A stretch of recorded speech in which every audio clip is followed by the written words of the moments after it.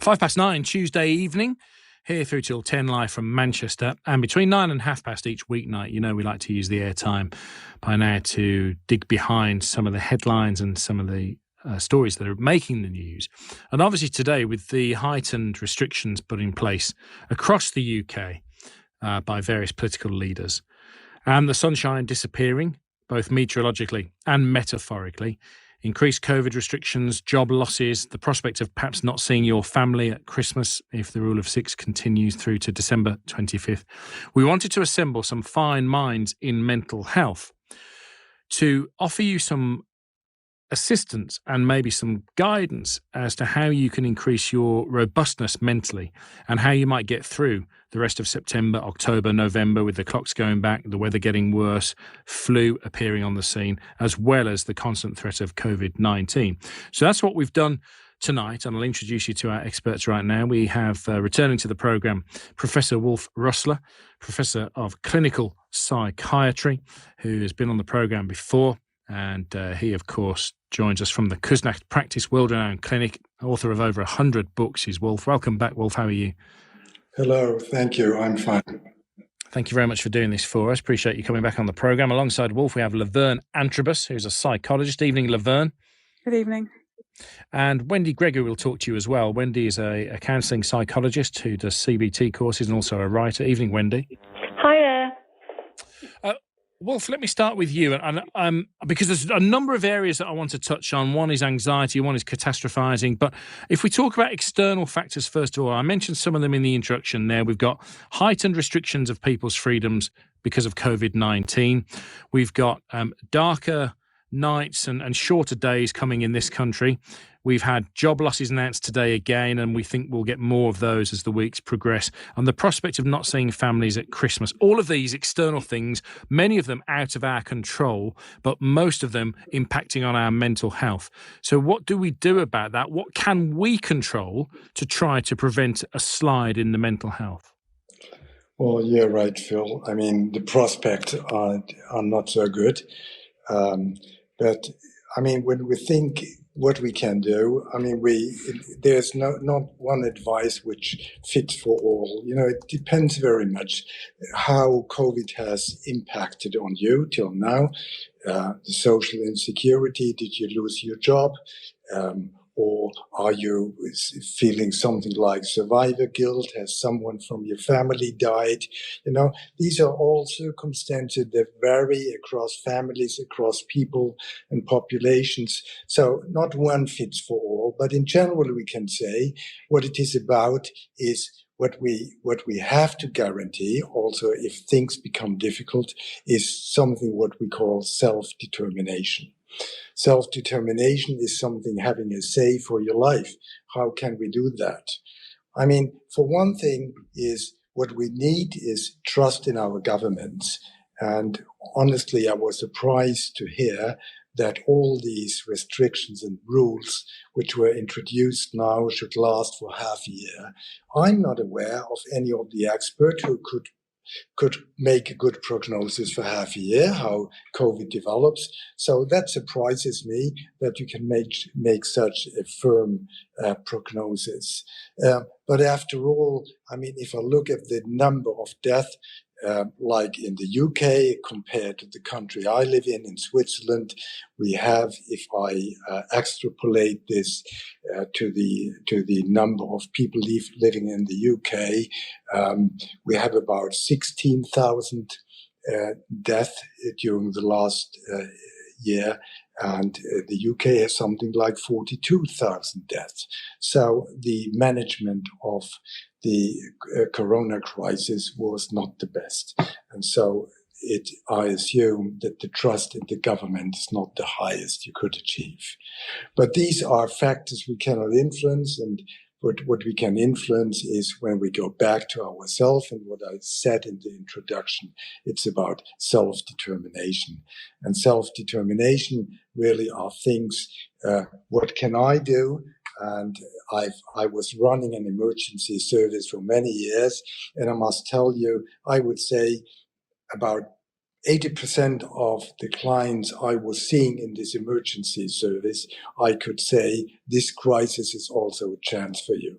A crisis also offers a chance, and even COVID, if it doesn't look like it, offers chances to us, for example, to make the upcoming time something like a personal project. It's what I for sure can say. What the reaction should not be: don't drink more alcohol, don't smoke more cigarettes or whatever. And this is and move. Don't develop to be a couch potato. I mean, physical exercise, what we know, nutrition is very important for mental health. And this is the personal project for the next half year I would recommend. Eat well, do physical exercises, and don't drink too much alcohol.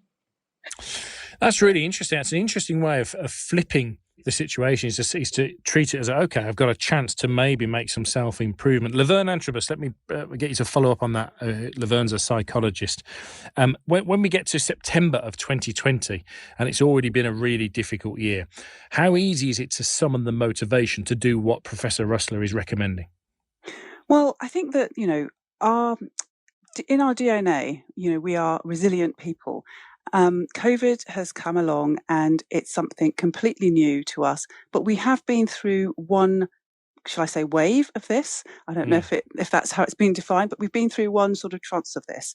And actually, I think what the professor is saying is quite right. We have had a chance to learn something. And for me, I think it's very easy to fall into a trap of thinking, well, I can't, I'm feeling upset or I feel depressed, and that's not okay. I think you have to sort of mark those feelings and know that actually in these times, some of those feelings are probably the right feelings to be having. But what I would say, following up on what's just been said, is that we do need to look for the quick wins. I think each of us in our own ways are having to face new challenges. And the things that we've learnt during the last 6 months that helped us, so, not drinking too much, not smoking too much, I'd take it further to say, where are the human contacts that have really made things possible? People who are still going to work, can you make a plan to make sure that in going to work, you have some contact with somebody else, you have a chat with them? Friends have probably become more important than ever. Make sure you utilize those things that are around for you so that you can have these chats on the phone. So I think this is a moment to really pause and think, what have I learned about myself over the last few months that's really helped me pull through? They're probably going to be very, very small things, but small things are quick and big wins. So I think, it's a bit like going to work. You've got a rota, you go one day a week, check who else is going to be there, make a time to have a cup of tea or a cup of coffee with them, turn it into something that gives you a bit of nourishment. So I'm really with what the professor says. I think there are some moments in the next few months to really work on ourselves, but to really build our resilience and think, what have I learned about myself in the last few months that I need to keep going? Need to call my parents, need to call grandparents, what's helping to sort of nurture and nourish one another. Wendy Gregory is our third guest for you this evening in this mental health clinic that we're running for you on Times Radio. And Wendy's a counselling psychologist and writer. And when you're seeing your patients, Wendy, what kind of tools are you able to give them that allow them to find what Laverne has just described as those quick wins? Yes, I mean, it's all very interesting, and I would agree with everything that's been said so far. I'd like to say that since the easing of lockdown, I've had a little bit of a tsunami of patients, or I call them clients. I prefer to call them clients. I had sort of nothing for 3 months and then all of a sudden. And I think a lot of people are making assumptions about people's mental health, that lockdown has somehow, the whole COVID situation has caused mental health issues. And sometimes, of course, it has. But what I would say, what I've seen more of is people who had existing problems in their lives. Lockdown and COVID has exacerbated them. So I am seeing sort of a wave of people with severe anxiety, for example. They were probably anxious before, but this has made things worse, or there were things wrong in their lives. So they've become very, very focused on that. So what would I suggest to people? I mean, I agree that I think the government are catastrophizing massively, and that's something that I often talk to clients about, and point out to them that they are catastrophizing by focusing on the worst possible outcome. We're not helping ourselves in any way. So it's about thinking, well, maybe the worst will happen, but if it does, I'll deal with it. As Laverne said, people are resilient. We've come through all that we've come through so far. So if I've dealt with this so far, I will continue to be able to do that. Also, I was thinking about this just before the show. There's two kind of sides to this lack of control, because the professor was talking about lack of control. And in some ways, knowing that you can't control something can almost be liberating. So there's nothing you can do about something. There's really no point in stressing about it and getting very anxious about it, because we have no influence individually on what the government decides to do or not do. So that's a sort of positive. But if you turn that around, human beings really do need to feel and believe that they have control over their lives in some ways. And when people feel powerless is very heavily linked with depression. If you take power away from an animal, for example, from a dog, so you don't let it have any control over eating and you shut it in a cage and whatever, the dog actually becomes depressed. And humans are, not that different. We're all mammals. So we need to feel that we do have some control. And as Laverne was saying, we do. We do still have control over our everyday lives. And we're goal-driven. Human beings are goal-driven. So what I suggest to people is that every day you build something into your life that you enjoy, that's going to give you pleasure, however small that is, whether it's watching a favourite TV programme or doing a yoga class or listening to a podcast, whatever it is, talking to family. And that also, before you go to bed, if possible, write a little plan for what you're going to do the next day. What's going to be positive the next day? What are you going to do? What have you got to look forward to? So you do wake up with something positive in mind. Okay. Also, sorry. Yeah, go on. If you've got one more, we'll take it. Also, trusting that you will get through it. It is at the moment. It's one day at a time in an insane way, because the rules change every blooming day. So it seems. So we can't do anything about it, as we've already said. But trusting that what if the worst comes? This awful sort of Christmas, so I won't be able to see anybody. And I remember at the very start of lockdown, when it was announced, I personally had a complete meltdown that night and spent the whole night crying, because I catastrophized. I imagined I will never see my loved ones again. I really sort of went down that dark hole. I did come out of it. But try not to focus on that, because nobody knows what's going to happen before Christmas. And I'm really optimistic and hoping that it's not going to be that bad. So you don't focus on that worst possible outcome. But if that does happen, you'll deal with it. Just trusting yourself that you'll deal with it. You'll get through that. And, the old sort of Negro spiritual, this too shall end, and it will. At some point, I'm not saying the virus will end, but we'll deal with it, or we'll live with it, or whatever. And the difficulties that we're experiencing now will end at some point, or improve at least. And the reassuring thing, I think, one of the reassuring things I just took from what you said, Wendy, is that even those who are trained in this can still have meltdowns, as you yourself described. And I think, it just goes to show really where we're at with all of that. We'll chat some more in a moment with Wendy Gregory and Laverne Antrobus and Professor Wulf Rössler. And if you have a question that you'd like to put to any of our experts about how you're feeling at the moment and about how you might process those feelings and how you might try and retain some positivity through the next few months, 87222, start your text with the word Times, or at Phil Williams at Times Radio. And I've got a very, very nice story coming up in a few moments or so for you as well, about a wedding that is going ahead this weekend. So I'll tell you about that after this at 19 minutes past 9. Fridays on Times Radio. Join me, Giles Corran, on Times Radio every Friday from 1 p.m. We'll take a sideways look at the news. We'll have fantastic celebrity guests. We'll try and learn how to do crosswords. There'll be a science moment. I'll be giving you ideas on what to have for Friday night dinner by talking to my famous celebrity chef friends. And in the final hour, there will be the legendary Desert Island Crisps. Giles Corran. Every Friday from 1 p.m. on Times Radio. Phil Williams on Times Radio with Football Index. Scout players for your portfolio and bet on the football stock market. 18 plus, begambleaware.org.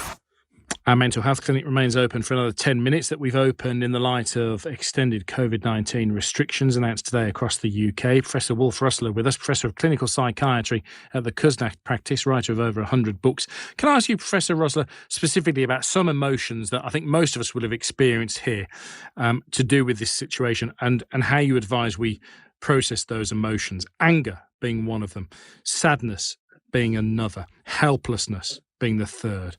I'll leave it at those three for now, but I think a lot of people have experienced one of those three in the last 6 to 8 months. How do you deal with those and make sure they don't overtake us? Yeah, well, I mean, these are basic emotions, you know. I mean, there's nothing special about it. We all know what anger is. We all know what sadness is. And what else did you say? Anxious or helplessness? Helplessness, you know. But it's all the time about the extent of the emotions. It's not if you have these emotions, but the extent and how long they last. So, I mean, we know how to deal with emotions like this. We know how to reduce anger, you know, like take a breath, you know, stop yelling at other people, don't be irritated and things like that, you know. The thing is that all these emotions come up most likely in familiar situations in families where the barriers for showing emotions are quite lowered.